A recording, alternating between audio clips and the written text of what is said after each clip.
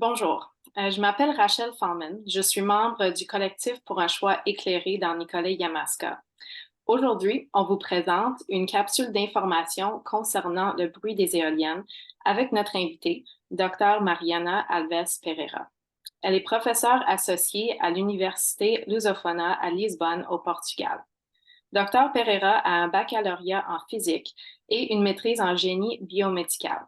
Elle a obtenu son doctorat en sciences environnementales. Elle nous parlera aujourd'hui d'infrasons, des bruits de basse fréquence ainsi que la maladie vibroacoustique. Nos échanges se dérouleront en anglais, mais vous pouvez suivre la conversation avec les sous-titres. Bonne écoute. So, hello, Dr. Alves Pereira. Thank you for taking the time to talk to us today. It's a pleasure. Thank you for inviting me. So let's jump right into it. Can you explain to us what vibroacoustic disease is? Yes, it's a pathology that is developed when you are exposed for a very long time to infrasound and low frequency noise. It is mostly seen, or it has been seen for a very long time among occupational exposures, so workers in the industry, but ever more now we're seeing environmental vibroacoustic disease. And what causes some people to be affected by vibroacoustic disease more than others? Well, it has to do with accumulation of exposures, right? So it's just like radiation, right? If you have one X-ray per year, that's okay, right? Nothing's going to happen to you. But if you have one X-ray every day for like 2 years, you accumulate exposures. And that's why after 2 years, that person will have more susceptibility to developing a certain diseases time caused by radiation than others. So with infrasound and low frequency noise, it's the same thing. You cannot compare a person who has not been very much exposed to, say, a pilot, right, who has had enormous exposures. So that's why you have different developments and different onsets of vibroacoustic disease, even though you have the same exposure. And so when we're talking about vibroacoustic disease, this is something that can happen when you're exposed to these types of sounds from wind turbines. So does the size of wind turbine play a role in terms of its vibroacoustic impact in the environment? Yes. The larger the blade, the more air is moved, hence the higher the pressure wave that is emitted from the wind turbine. In fact, we have cases where people have lived near small wind turbines for years, and they have not had a problem. Small meaning very small, 70 meters high, small wind turbines. Nowadays, of course, they're going up to 200 meters and the blades are getting larger. So yes, the infrasonic output will depend on blade size. And so the larger the blade, the more the infrasonic output. Okay. Because infrasonic output is not a word that we hear very often when we're reading these articles, when we're talking to the companies that are selling these wind turbines. So do you have any idea why this isn't something that we hear often, these terms, this type of... Well, there's the historical reason. And the historical reason is when we were developing the telephone back in the 1920s, the only thing that mattered was the part that we could hear, right? Ultrasound, which we cannot hear, and infrasound, which we cannot hear, didn't matter to the telephone, right? As we move along into the 40s and 50s, we start worrying about sound to protect the workers' hearing. Again, we don't hear in infrasound, we don't hear in ultrasound, so infrasound and ultrasound were cut out of the protection of humans because it doesn't affect our hearing. As we gallop on into the 80s and the 90s, there's ever more infrastructure and ever more industrialization, and it became convenient to continue with this idea that acoustic output, so noise that we don't hear, like the X-rays for visual, but it's infrasound for the acoustics.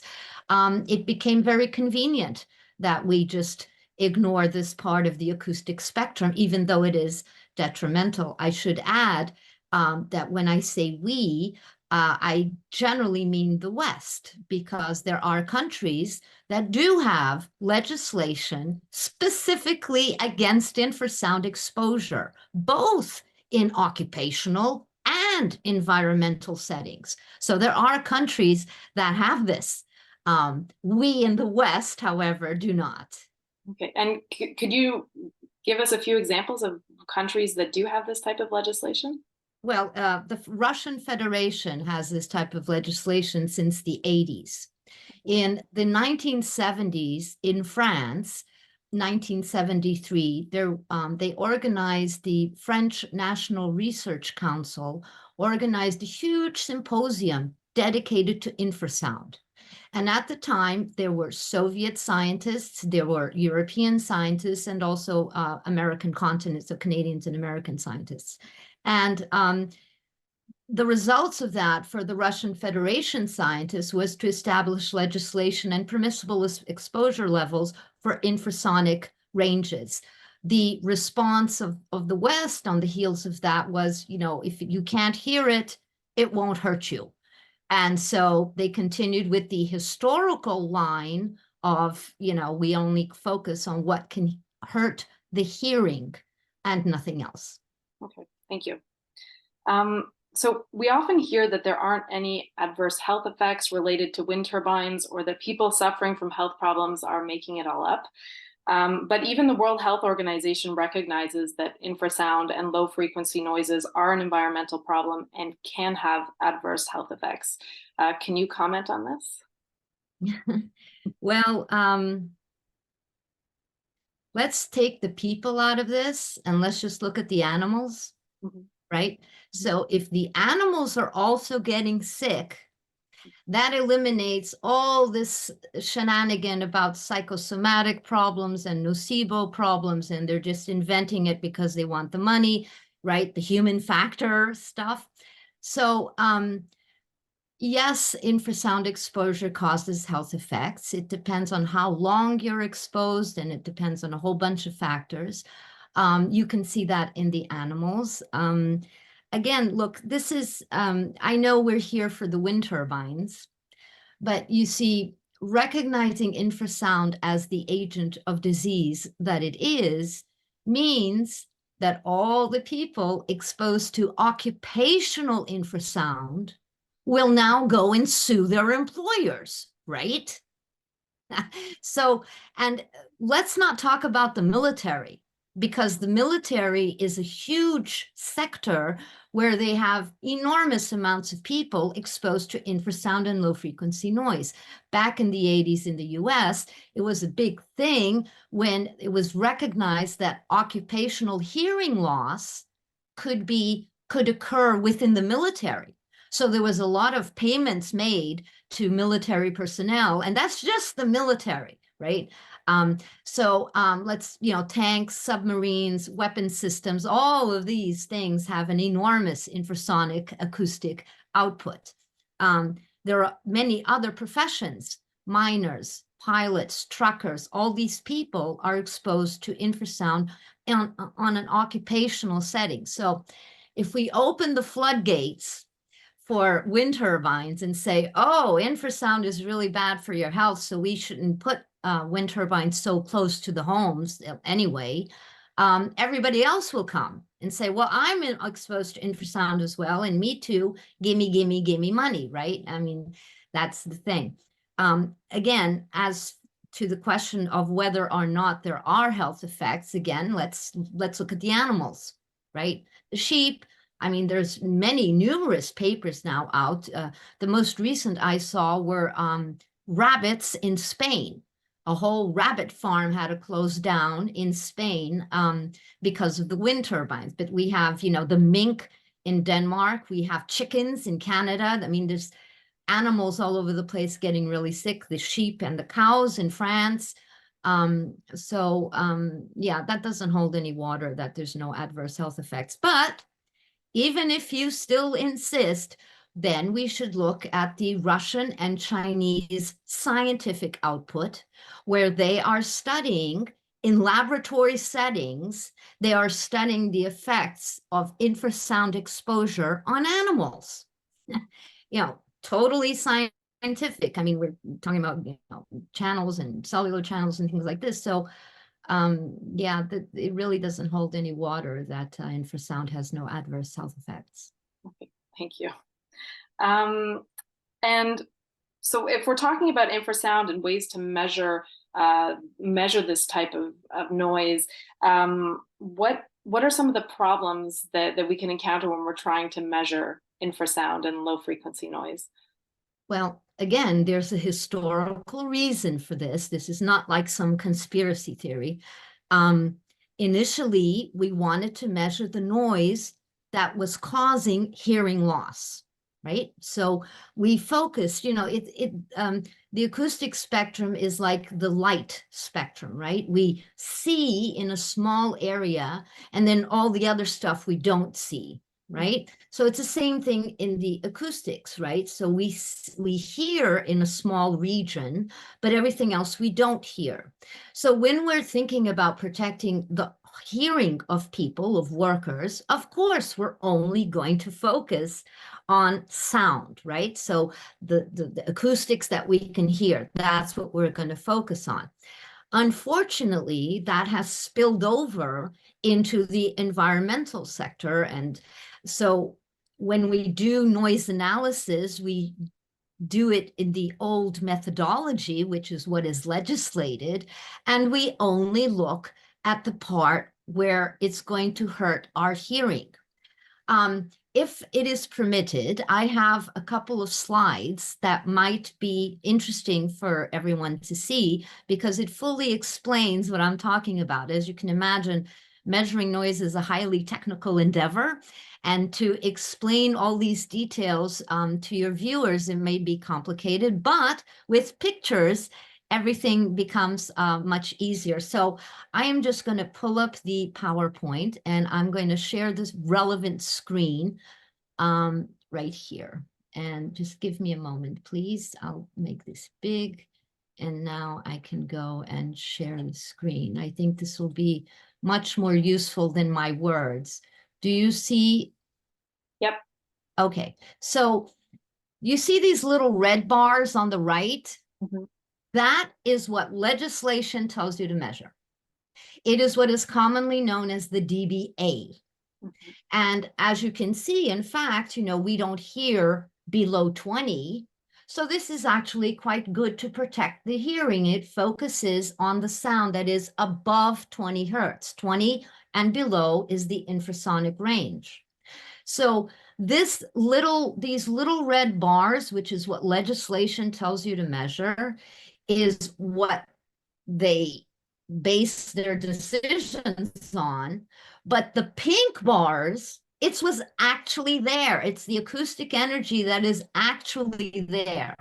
And yet, all you're measuring, all that you're demanded to measure by legislation all over the world almost, are these little red bars. Well, as you can imagine, this is quite insufficient, because all of the infrasonic output of wind turbines occurs where the pink bars are. So in the infrasonic range, which is literally truncated from analysis for the reason that what you can't hear won't hurt you. And the objective was always to protect the hearing. So I think this might be, a better, I'm going to stop the share. I think people can now understand how if we measure noise by what is imposed upon us through legislation, we will never measure the acoustic output, the real acoustic output of wind turbines. Okay. And I'm going to assume here, but you can correct me if I'm wrong, but the wind turbines, well, they have an acoustic output, but so does everything else in That's the right. environment. So is it a cumulative effect that or how does it work? Well, the peculiarity of wind turbine acoustic output is that it's a pulsed pressure wave. Okay, if you live near an airport, you're going to have infrasonic output, but usually it'll be a steady tone. Even in the infrasonic range, it'll be a steady tone. Okay, if you live near a big supermarket, you know, it'll be a steady tone. With the wind turbines, not only is the output very high compared to background noise, because usually where are these things? They're in rural areas. So the background noise is usually very low. So what comes out over background noise is a pulsed wave, pressure wave. It's pulsed. Not even, to my knowledge, not even the Chinese or the Russians study pulsed infrasound in the laboratory. So because we don't usually get pulsed infrasound, right? This is one of the peculiarities of wind turbines, the infrasonic acoustic output of wind turbines, that it's pulsed. Thank you. And so you mentioned earlier that the wind turbines can have an effect on certain animals. Generally speaking, the effect on biodiversity, has that been studied? What are the effects? Well, that's not my area specifically, but from what I know, there are several studies regarding the birds. It's a tragedy for the birds. I understand that the insect population is also affected. I have personal knowledge of a case in Portugal where the ants from the house disappeared, completely disappeared. Ants all over the place before, no ants after. Badgers in England have been studied, and their cortisol levels are increased with the stress. Mink farms in Denmark have closed down. Again, there's that rabbit farm that closed down in Spain. It comes, you know, after a while, you have to just close down because all your animals are dying. Now, is there anybody studying this properly?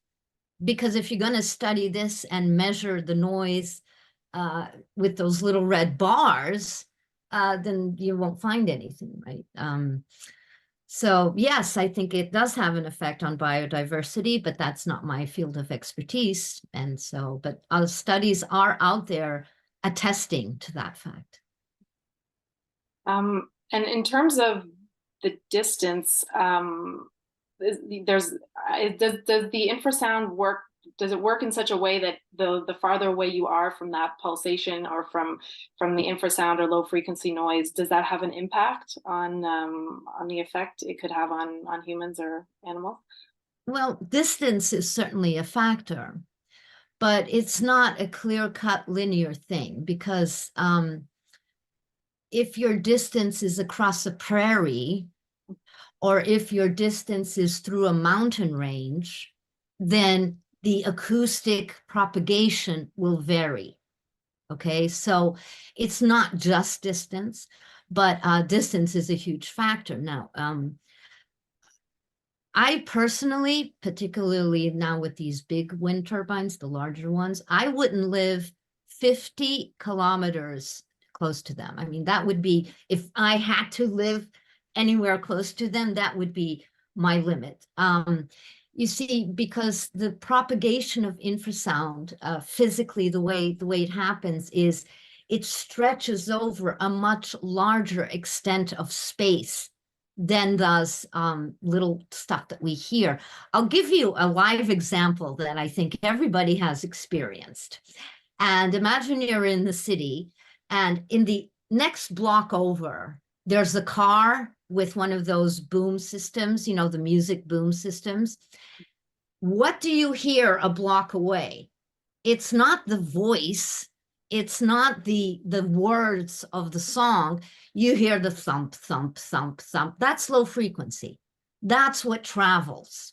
It's not the little waves, which are the ones that we hear, which are in centimeters in terms of length. They're very small, so they don't get to travel all the way across the block. But the lower frequencies, they have a large length and they can travel many, many kilometers. So a personal experience, which I think everybody has had, is one of these cars that drives by. You hear the thump, which is bass, right? The bass. But you don't hear the higher frequencies. And so that shows you how much low frequency travels more than higher frequencies. And when we're talking about wind turbines, we're talking about infrasound and low frequencies. So it can travel kilometers and kilometers. Yeah, because 50 kilometers, that's a huge distance, because in our case, we're talking about 800 meters in some case, from home. So people were a bit concerned about that distance, and all we hear about is the sound that we can hear. But it's been interesting to hear from you about the range that we should in fact be looking at when we're calculating maybe the distance, or even just really what's going on with all the sound that's being output from these machines. So in terms of your experience, because you've been looking at this for many, many years, is there anything, closing remarks that you'd like to make for anyone who's listening to this or watching this video?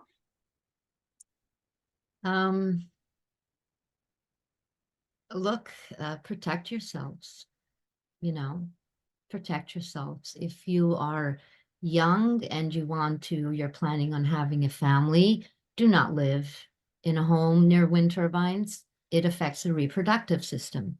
We know this since the 60s. So just protect yourselves. Whether you should fight or not, that has to be up to you. If you do want to fight for a home which is in the proximity of wind turbines, I suggest that you find an alternative place to sleep, because soon your health will be at such a state that you won't be able to fight. So it's very serious, the health effects that some of these people are feeling, and it really impedes them from taking a stronger stand of, in our society, my house is my castle. You defend your house until the last minute,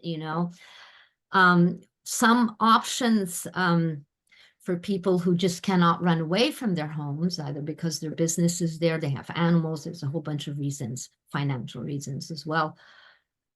Think about buying a recreational vehicle, because when the wind turbines are close to the homes, the problem is the sleep time. The problem is that you are sleeping within an environment which is aggressive to your cells. So one of the options that many people around the world have taken, and they feel it's better, they buy a camper, and on the bad nights, everybody goes. I mean, they all go into the camper and they drive away to a place where they can sleep. So this is a way of protecting your health if you do in fact have to live near wind turbines. This is an example. Okay. So protect yourselves. Sorry. No, thank you.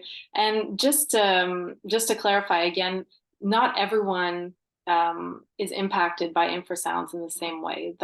Is that correct? Like, well, some might feel the impacts and might have sleep problems, but others might not. It's a question of time. Okay. It's a question of time, as I said, the ones who do not probably do not have extensive prior exposure to infrasound and low frequency noise. Those who feel it right off the bat most likely have extensive prior exposure to infrasound and low frequency noise. And you see, one of the more expensive but required aspects when one wants to do a proper scientific study of this stuff is you have to give each individual human an interview to assess what is their prior exposure. When I give these interviews, my first question is, where was your mother pregnant with you? Yes, fetal exposure is where it begins. So, you know, who are we comparing? Some people get it, some people don't. Who are we comparing? You see, so this is what science, old school science would never allow this sort of shenanigans to go on. This is a physical agent of disease. You must tally the prior exposures of people. So to say, oh, well, this one gets it and that one does it, and therefore, you know, it's only in that person's head, it's just, and in fact, you know, it's this, the way we measure sound also promotes this, right? Because since you're only measuring those little red bars on the right, you don't know what the heck is happening here. So you can have two entirely different environments, one massively contaminated with wind turbines and the other not, and the legislated value of noise will be the same. So you see, so this is all scientifically very bad. No, thank you for clarifying. And one last question. When you're talking about infrasound and low frequency noise being an agent of disease, what are some of the symptoms or effects of this disease? We talked about sleep deprivation, but are there other symptoms? Yes. Well, I'm just going to talk about the wind turbine contaminated homes, because the onset of symptoms depends on whether you're occupationally exposed or environmentally exposed, right? The problem with the wind turbine environmentally exposed is that they have no respite. So occupational exposures go home at the end of the day. So their exposure, presumably if they're not living in a wind turbine home, their exposure stops when, you know, at the end of the workday. So during the rest of the day and the next morning, their body can recuperate. There is no such thing in homes that are environmentally contaminated. So besides not sleeping, people start feeling, specifically in the wind turbine homes, they can start feeling pressure on the ear, not in, on the ear. They can start feeling pressure on the chest. Soon, digestive and intestinal problems may emerge. People who are prone to autoimmune problems will have them greatly exacerbated, because one of the things that infrasound does, exposure, it compromises your immune system. So headaches is another thing. Blurred vision. It really, it's going to depend on how old you are, because your age is obviously going to reflect a little bit of your prior exposure. But those are the main things. Of course, psychologically, then you can't concentrate. It takes you like a day to get through one email after a while. It's you can be continuously nauseated for no reason. You don't throw up, but you just continuously nauseated. There are things like this. Of course, as you continue to remain in this home, more and more problems will occur. But those are the initial ones. And I should add that most people, they don't even realize that it's the wind turbines or whatever in the environment. They only realize this when they go on vacation. They remove themselves from this. So what they thought was menopause, what they thought was old age, what they thought was, oh, was the hangover, or, you know, no, you know, it's not, because when you go on vacation, it all disappears. So, yeah. Good. Well, thank you so much for taking the time to clarify a lot of this information for us. Really appreciate it. Donc, en terminant, si vous avez d'autres questions à poser à Dr. Pereira Alves, je vous invite à contacter le collectif pour un choix éclairé dans Nicolet-Yamaska ou écrire vos commentaires en dessous de la vidéo. Donc, merci beaucoup d'avoir été à l'écoute. Thank you.